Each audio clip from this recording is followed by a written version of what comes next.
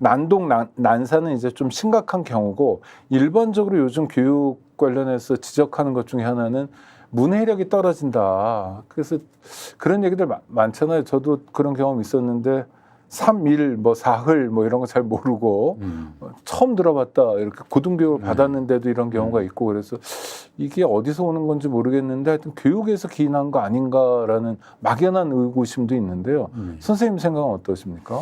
제가 한번 이제 학교 수업할 때 네. 수업 참관을 초등학교 6학년 교실에 간 적이 있어요. 거기서 뒤에서 이렇게 여러 사람들이 보고 있는데 선생님이 설명할 때 이렇게 하더라고요. 이러이러한 것은 비단 이것뿐만이 아니고 라고 말씀하셨어요. 그러니까 한 아이가 갑자기 질문하는 겁니다. 선생님 비단이 뭡니까? 이렇게.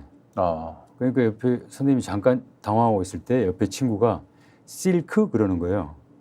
그래서 농담으로요? 아니면 아니 진짜로 그렇죠. 조크가 아니고? 네, 조크가 아니고.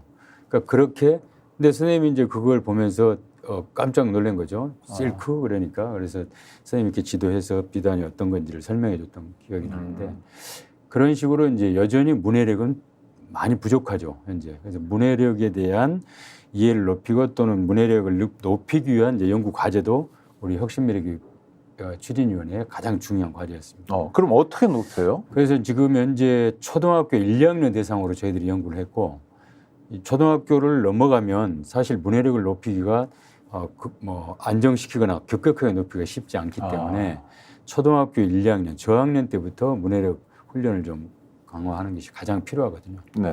그래서 이제 우리가 했던 게 저기 도봉중학교 혁신학교 그 교장 선생님이 계셨어요. 그분하고 같이 연구하면서 냈던 것은 이제 1, 2학년의 학부모와 담임들이 다 합의합니다. 초등학교는 이제 담임들이 다 있잖아요. 담임들이 합의해서 우리는 이런 책들을 직접 읽어준다. 그러니까 읽어라가 아니라 교사들이 직접 수업 시간에 교육 과정 속에서 읽어주는 것을 짭니다. 합의해요.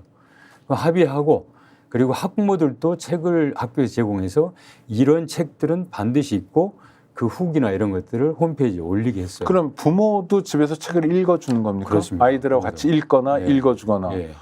품은 좀 들겠군요. 품이 듭니다. 품이 안 들고는 쉽지 않기 때문에 그래서 계속 읽어줌으로써 꾸준히 1년 뒤에 그 문해력 향상 정도를 가지고 우리가 평가를 했는데 놀라울 정도로 문해력이 높아졌거든요. 결국은 어른들 문제였군요. 아이들 문제가 아니라. 어른들이 늘 문제입니다. 그러면 안 되는데. 어른들의 문제가 있었고 방치하고 있는 거죠. 읽어라 혹은 해라 또는 뭐 어디 학원을 보내버리고 그런 방식으로 해서는 마음은 안정될지 모르지만 전혀 문해력은 도움이 안 되는 거죠. 그래서 아주 재밌는 그건 정말 확산해야 될 거네요. 서울교육청만이 아니라 전국에서 초등학생의 경우에 선생님이 좀 품은 들지만 학교에서 아주 재미있는 동화 이런 거겠죠. 뭐 교과서는 읽어주는 것. 그리고 부모가 집에서 책을 읽어주고 아이들을 같이 읽을 때 아이들의 문해력은 1년 만에 2년 만에 놀라울 정도로 향상된다. 해봤다. 해봤습니다. 그러니까요. 아니 해본 게 되게 중요해요. 해보고 또 체험해보고 그러면은 교육에서 시행만 되면 되는 거 아닙니까? 그러면 일정하게 우리 아이들이 일정한 수준으로 올라올 수 있는 거고. 아이고 감사합니다. 이제 본론으로 들어가야 되겠습니다. 교육감이 되겠다고 지금 출마하시는 거죠? 네. 그 변을 듣고 싶습니다. 왜 선생님이 교육감이 되셔야 하는지. 이 교육감의 자리가 워낙 하는 일이 많기 때문에 어떤 짤막한 몇 마디로 뭐 출마를 할 변을 가질 수는 없지만 제가 학교 현장에서 31년 동안 아이들을 가르치면서 체험하고 경험하고 만들어냈던 것들이 이제 있지 않습니까? 그런데 이제 제가 가장 이제 출마를 결심하게 된 계기는 학생들이 자살률입니다.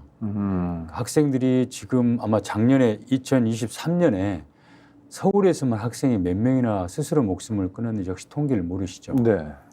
100명이 서울에서만 목숨을 끊었습니다. 전국에서 교사가 또 2023년에 몇 명이 또 스스로 목숨을 끊은지 모르시죠? 네. 그것도 100분이 넘습니다. 교사는 전국을 할 때 100명, 학생은 서울만 할 때 100명. 작년에 그렇습니다. 근데 이런 이제 진보 교육이 한 10년 동안을 꾸준히 해오면서 많은 발전이 있었습니다. 아마 10년 전으로 학교를 상상해 보면 금방 아마 이해하실 텐데 학교는 많이 발전했거든요. 진전된 게 너무 많습니다. 그런데 시설이 그렇다는 거죠. 시설도 그렇고 네. 뭐 학생들의 자유로움도 있고 교사들의 어떤 권위주의 시대에서 좀 벗어난 것도 있고 교사 역량도 발전했고, 역량도 발전하고 네. 수업 역량도 발전하고 그런데 지금 현재 그런데 왜 학생들은 이렇게 자기 스스로의 목숨을 끊는 행렬이 계속 되는가? 여기에는 분명히 그 죽음 뒤에는 더 이 죽음을 만드는 거대한 어떤 구조들이 있지 않겠습니까? 그래서 우리는 이제 그쪽으로 시선을 돌리면서 이 구조에 대한 명확한 변화를 추구해야 된다. 그래서 이런 잔인한 경쟁 구조 속에서 만들어진 죽음의 행렬을 멈추고 싶어서 제가 현장의 경험을 가지고 대안을 가지고 출마하려고 생각을 하고 있습니다. 스픽스는 말하는 언론입니다. 대세는 유튜브, 그중에서 스픽스. 좋아요, 댓글, 구독, 알림 설정.